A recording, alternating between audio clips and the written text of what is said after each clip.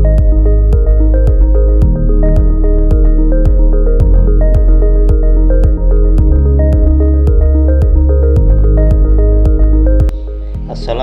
warahmatullahi wabarakatuh. Selamat datang di video pembelajaran yang membahas sejarah kurikulum di Indonesia. Dalam video ini menjelaskan pentingnya perubahan dan pengembangan kurikulum yang dinamis agar dapat mengikuti perkembangan zaman.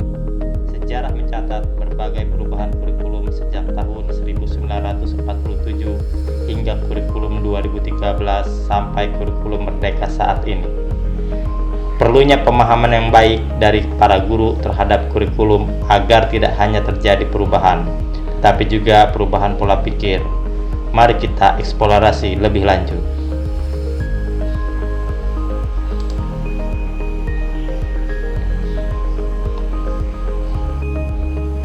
Perkembangan kurikulum di Indonesia mencerminkan dinamika sosial, politik, dan budaya yang terjadi di negara ini. Sejak kemerdekaan, kurikulum pendidikan telah mengalami berbagai perubahan untuk memenuhi kebutuhan masyarakat dan perkembangan zaman. Berikut adalah perjalanan kurikulum dari tahun 1947 hingga kurikulum merdeka. Di awal dari kurikulum 1947, setelah proklamasi kemerdekaan pada tahun 1945, Indonesia menghadapi tantangan besar dalam membangun sistem pendidikan. Kurikulum 1947 menjadi langkah awal dalam merumuskan pendidikan nasional. Kurikulum ini menekankan pada pendidikan karakter dan pengetahuan dasar dengan tujuan untuk membentuk warga negara yang baik dan berpengetahuan.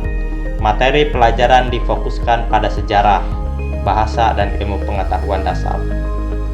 Berikutnya ada kurikulum 1964. Pada tahun 1964, rencana pendidikan diperkenalkan sebagai respon terhadap kebutuhan masyarakat yang semakin kompleks. Kurikulum ini mengadopsi pendekatan yang lebih terstruktur dan sistematis dengan penekanan pada pengembangan keterampilan praktis dan pengetahuan teoritis. Sistem Pancawardhana diperkenalkan yang menekankan 5 aspek pendidikan: pendidikan moral, pendidikan intelektual, pendidikan fisik, dan pendidikan sosial dan pendidikan estetika. Berikutnya masuk ke kurikulum 1975. Kurang lebih 1 dekade kemudian, kurikulum 1975 diperkenalkan dengan tujuan untuk meningkatkan relevansi pendidikan terhadap kebutuhan masyarakat. Kurikulum ini mengintegrasikan pendidikan agama dan pendidikan kewarganegaraan serta memperkenalkan pendekatan tematik dalam pembelajaran. Fokus pada pengembangan keterampilan dan sikap positif menjadi prioritas utama. Kurikulum berikutnya, kurikulum 1994. Memasuki era reformasi, kurikulum 1994 hadir dengan pendekatan yang lebih fleksibel. Kurikulum ini menekankan pada pengembangan kompetensi siswa dan pembelajaran yang berpusat pada siswa. Penilaian hasil belajar juga diperluas untuk mencakup aspek efektif dan psikomotorik, tidak hanya kognitif. Setelah kurikulum 1994, ada kurikulum 2006 atau disebut dengan KTSP dengan kepanjangan Kurikulum Tingkat Satuan Pendidikan. Kurikulum Tingkat Satuan Pendidikan KTSP ini diperkenalkan pada tahun 2006, memberikan otonomi lebih kepada sekolah untuk mengembangkan kurikulum sesuai dengan kebutuhan lokal.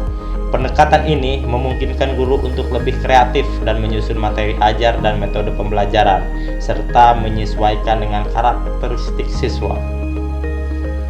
Dan berikutnya ada kurikulum 2013. Kurikulum 2013 atau yang dikenal dengan K13 diluncurkan dengan tujuan untuk menghasilkan lulusan yang kompeten dan berkarakter. K13 menekankan pada pembelajaran berbasis proyek dan pengembangan sikap, pengetahuan, dan keterampilan secara holistik. Penilaian dilakukan secara autentik dengan fokus pada proses dan hasil belajar. Yang terbaru dan yang terakhir adalah kurikulum merdeka. Kurikulum Merdeka yang diperkenalkan pada tahun 2020 merupakan respon terhadap tantangan pendidikan di era digital dan kebutuhan untuk memberikan kebebasan kepada siswa dalam belajar. Kurikulum ini memberikan fleksibilitas dalam pemilihan materi ajar dan metode pembelajaran serta menekankan pada pengembangan karakter dan keterampilan abad 21. Dengan pendekatan yang lebih humanis, kurikulum Merdeka bertujuan untuk menciptakan lingkungan belajar yang inklusif dan menyenangkan. Itulah beberapa perjalanan perkembangan kurikulum di Indonesia dari tahun 1947 sampai dengan ke kurikulum Merdeka pada tahun 2024 ini. Perjalanan kurikulum di Indonesia dari tahun 1947 hingga kurikulum Merdeka menunjukkan upaya yang terus-menerus untuk meningkatkan kualitas pendidikan.